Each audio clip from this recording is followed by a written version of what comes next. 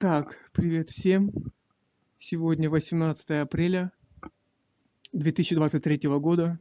Наконец-то настал этот день. Я еду в Монголию.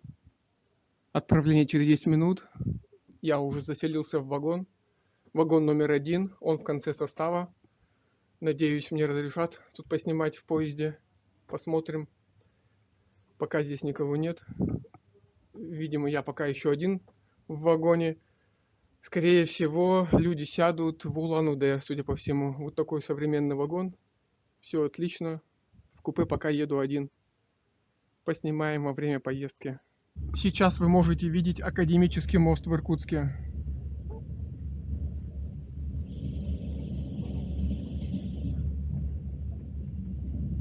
Так, мы приближаемся к платформе Академическая, с которой я очень часто снимаю поезда. Сейчас перед вашими глазами появился Ледовый дворец Байкал. Здесь в основном проходят игры хоккей с мячом. А рядом находится еще один Ледовый дворец. Там проходит хоккей с шайбой. Так, вот это платформа Академическая, на которой я частенько снимаю поезда.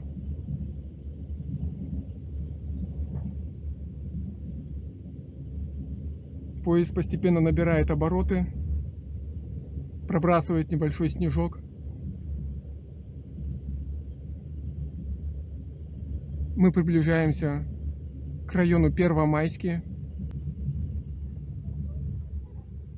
Вот такое купе монгольское, все в позолоченных цветах. Монголы любят желтый цвет.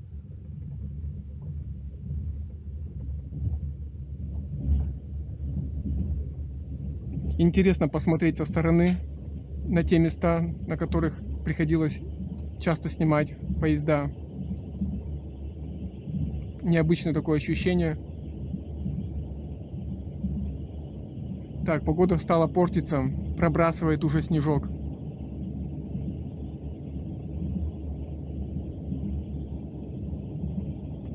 Надеюсь, что завтра утром в Улан-Баторе будет сухо и тепло. Оставайтесь, пожалуйста, с моим каналом дальше. Я вам покажу завтра прибытие в Улан-Батор. Пришла проводница, дала вот такую рекламку. Гостиница «Аврора» в Улан-Баторе. Видимо, у них какое-то сотрудничество, раз она вот так рекламирует эту гостиницу. Но мне гостиница не нужна, потому что вопрос с жильем я уже решил через своих друзей. Поэтому все нормально у меня с этим. Все, конечно, готовилось заранее. К этой поездке я начал готовиться примерно за 3 месяца. Хотел поехать сначала зимой,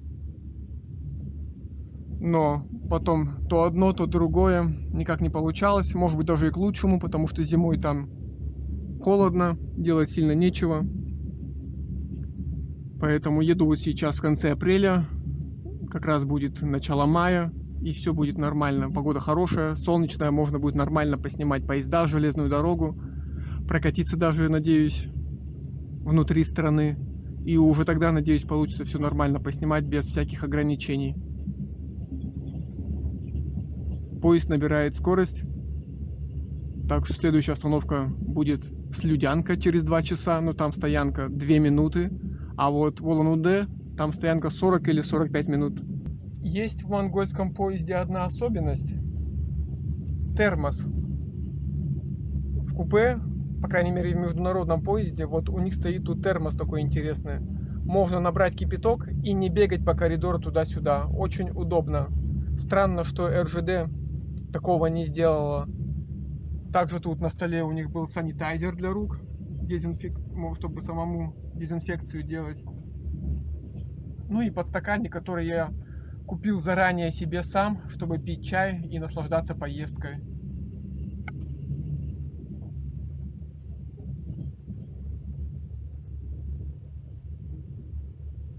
Отъехали от Иркутска полчаса, за окном пока ничего интересного. Серость. Самое интересное начнется примерно за полчаса или даже за 20 минут до прибытия в Слюдянку. Так что пока попью чай, а потом буду дальше снимать. Не переключайтесь. Еще раз пройдемся по вагону. Обычный современный вагон. Многие из вас его уже видели. В туалете чисто, опрятно, все хорошо. Так что можно ехать на этом поезде. Рекомендую. Сейчас начинается, пожалуй, один из самых красивых видов на Байкал на этом участке. Мы приближаемся к деревне Култук. К сожалению, сегодня мало солнца, пасмурно. Не так красиво, но даже в такую погоду смотрится очень интересно. Приближаемся к очередному тоннелю. Еле-еле ползем. Поезд постоял минуты 3 перед тоннелем и вроде поехал. Понемножку увеличивает скорость.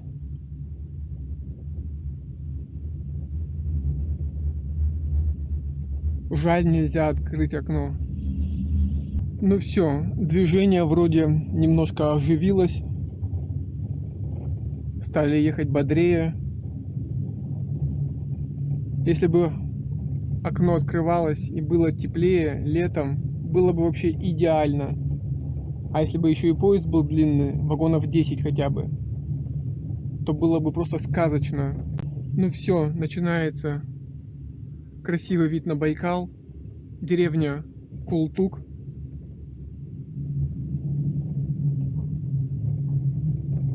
Деревья, конечно, местами прерывают вид, но ничего не поделаешь.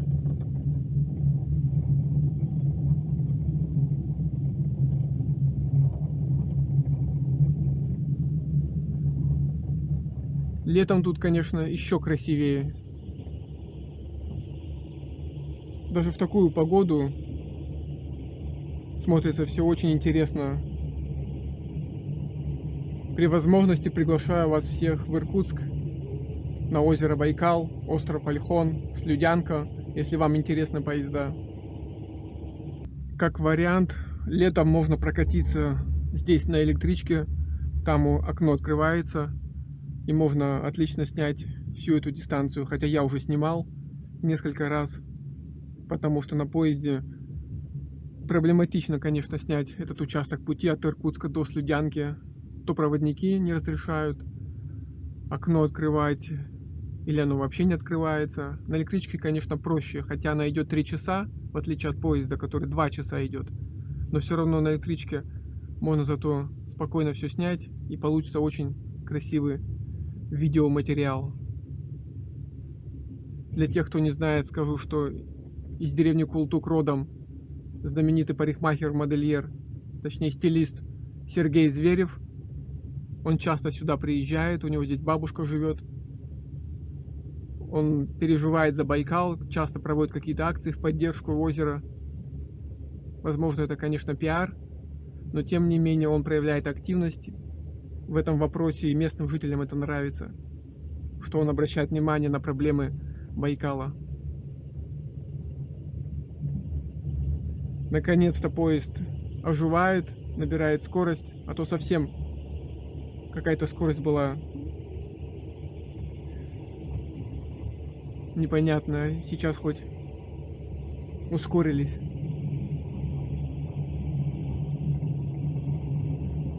Поезд, к сожалению, короткий. Я хоть и еду в последнем вагоне, но локомотив и первый вагон кое-как видно. Было бы 10 вагонов, было бы, конечно, поинтереснее. Но что имеем, то имеем. Проехали деревню Култук. Приближаемся к Слюдянке. Сначала идет платформа Слюдянка 2. Там останавливаются только электрички. Затем будет уже сама Слюдянка, где пассажирские поезда останавливаются. Стоянка вроде 2 минуты, выйти в любом случае не получится. А вот в Улан-Удэ можно будет уже погулять и нормально поснимать и поезд со стороны, вокзал, так что не переключайтесь, будет интересно. Впереди еще долгих 3 часа вдоль Байкала. Смотрится интересно, но не так, как летом, конечно, плюс еще небо затянуто.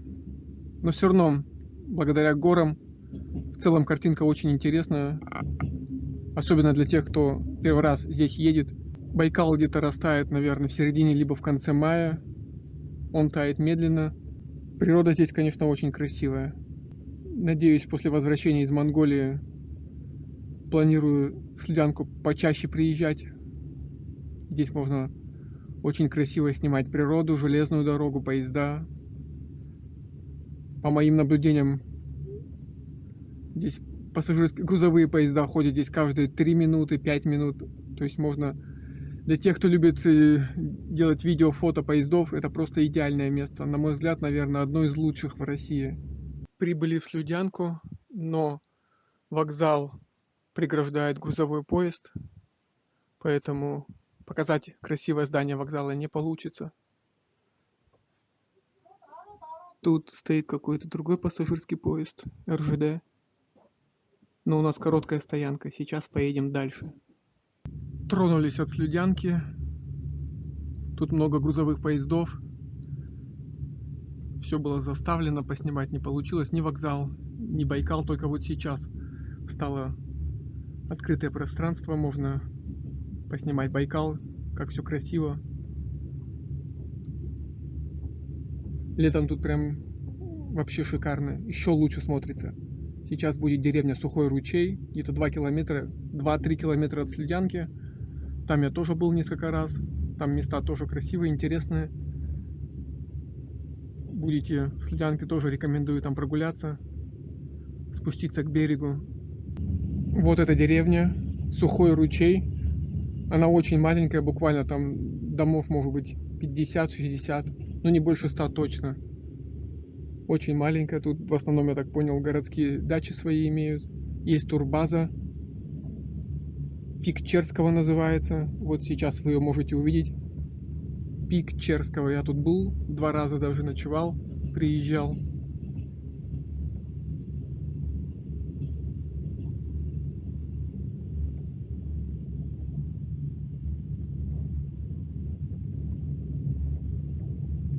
И сейчас поезд пойдет вдоль Байкала, будет петлять.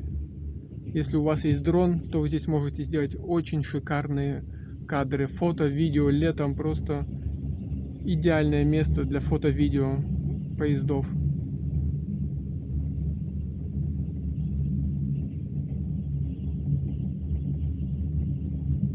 Дальше будет Бурятия. Там тоже очень красиво, вдоль реки Селенга. Тоже поснимаю, так что оставайтесь со мной, дальше будет интересно. Это только начало. Вот так продолжается моя поездка. Погода, небо вроде просветляется, распогаживается. Надеюсь, в Улан-Удэ будет уже получше, будет больше солнца, можно будет нормально поснимать. Вид, конечно, шикарный, даже сейчас.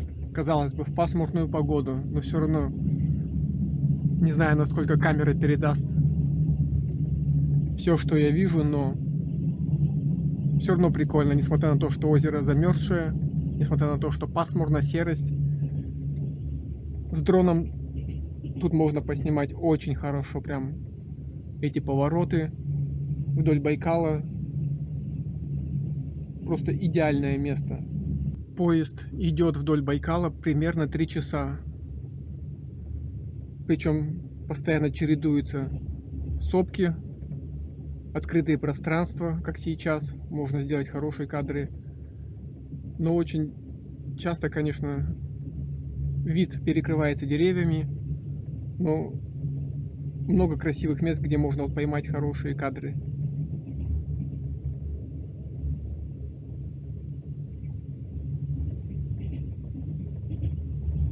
И следующий красивый участок — это где-то за 30 минут до Улан-Удэ, когда поезд идет вдоль реки Селенга. Ну а в Улан-Удэ происходит смена локомотива, отцепляется электровоз, и дальше поезд тянет уже тепловоз. Погода уже распогодилась, небо чистое, светит солнце, поезд едет по территории Бурятии. Не зря этот регион называют солнечным. Вот если бы такая погода была с самого начала в Иркутске, было бы просто шикарно. Но раз на раз не приходится. Никогда не угадаешь, какая будет погода в день отправления. Я считаю, и так нормально получилось поснимать. Для меня главное, что я хотел вам показать Байкал, дорогу до Байкала, Слюдянку. Ну, Слюдянку я вам еще покажу много раз. Сейчас едем по Бурятии. Дальше будет ближе к Улан-Удэ река Селенга, тоже очень красиво. Так что не переключайтесь. Чем дальше, тем интереснее. Поезд огибает сопки и движется вдоль Байкала дальше. Вон там я вижу, приближается грузовой состав. В вагоне, конечно, тишина. Кроме меня едет еще один человек. Он в Слюдянке сел. Тихо, спокойно. Теперь только в Улан-Удэ люди сядут.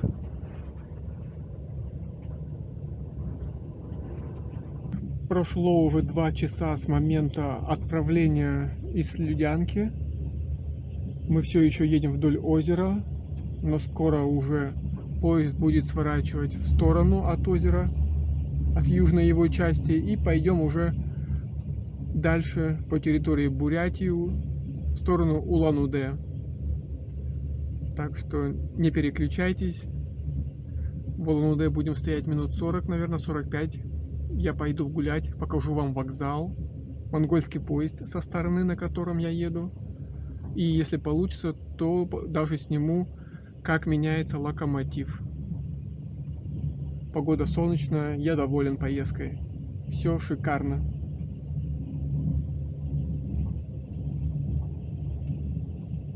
Навстречу идет снова грузовой состав с контейнерами. Уже приближаемся к Улан-Удэ. Едем по степной Бурятии. Тут красивая природа, равнинный ландшафт, но с сопками. Смотрится интересно, практически как в Швейцарии. Бурятия тоже очень интересный регион. Если у вас есть возможность и вы будете, допустим, в Иркутске на Байкале, то при возможности рекомендую также посетить Бурятию, Улан-Удэ как минимум, ну и другие достопримечательности, которые здесь есть, например, Иволгинский Дацан.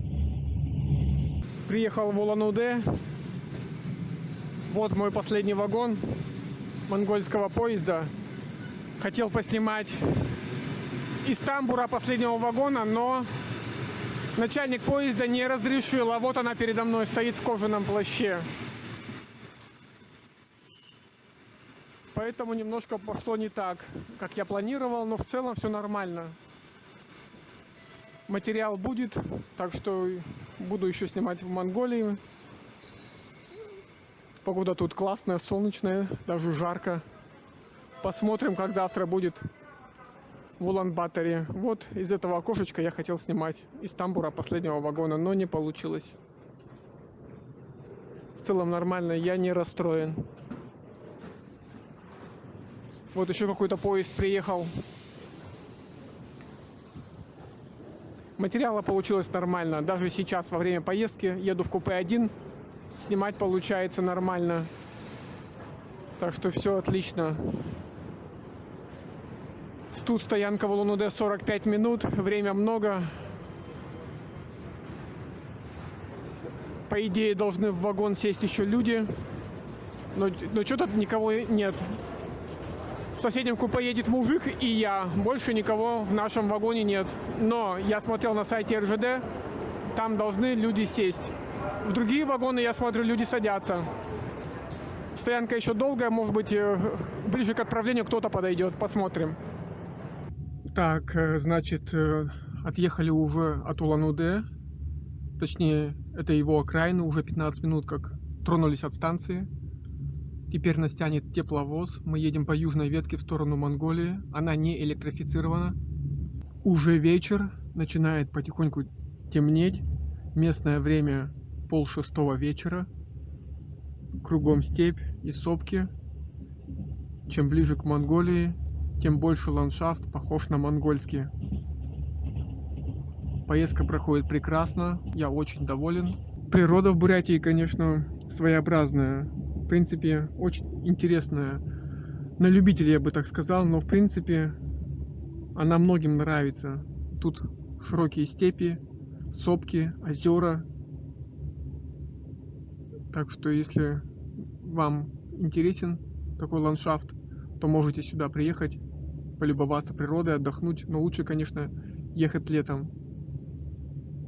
Возможно, что-то подобное можно увидеть в Хакасии, в Калмыкии.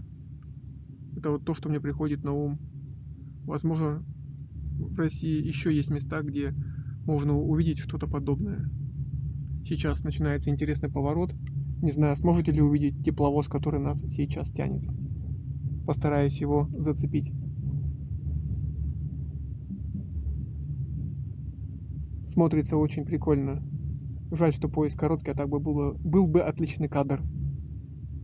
Вот и прибывает наш поезд в Улан-Батор. Сегодня 19 апреля 2023 года. Местное время 6:30 утра. Погода пасмурная. Но хорошо, что хоть нет снега. И на этом спасибо, как говорится. В купе в вагоне тепло. Видно, что протопили ночью хорошо. Сейчас доедем до вокзала. Я поснимаю, покажу вам утренний вокзал Улан-Батора. Но это лишь только начало. В последующих видео я буду вам показывать вокзал и происходящие там события в своих последующих видео. Так что оставайтесь дальше с моим каналом. Все только начинается. Ну вот, наконец-то я доехал до Улан-Батора. На улице, конечно, прохладно, ветерок такой неприятно, но в целом нормально, если тепло одеться. Пока жду своих друзей, таксистов 10, наверное, ко мне подошло и предложило свои услуги. Поезд, на котором я приехал, еще стоит, хотя прошел уже почти час. Почему-то его маневровый не отвозят в депо. Видно, что проводницы убираются в вагонах. В моем вагоне, вот, который номер 1, он был в конце состава, ехало всего 3 пассажира. Я сел в Иркутске, потом мужик в Слюдянке и женщина в Улан-Удэ. Так что буду надеяться, что погода распогодится. Это вот здание вокзала. Но здесь я еще буду часто снимать, так что потом покажу подробнее. Здесь вот сквер небольшой такой сделали. Ну и, конечно же, знаменитый памятник паровозу стоит до сих пор уже сколько лет. Такие вот дела. Так что еще много раз вы его увидите в моих видео. Спасибо, что досмотрели это видео до конца. Желаю вам всего хорошего. Скоро увидимся снова. Пока.